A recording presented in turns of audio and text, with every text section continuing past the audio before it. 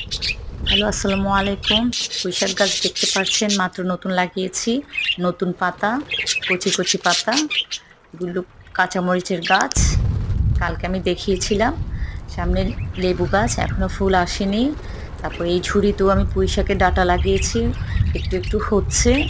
সবাই পারলে এখন পুঁইশাকের ডাঁটা লাগিয়ে দিয়েন। ভালো পুঁইশাক পাবেন। যেহেতু বৃষ্টি পড়ছে, বৃষ্টিতে পুঁইশাক ভালোই হয়। এখানেও লাগিয়েছি পুঁইশাক।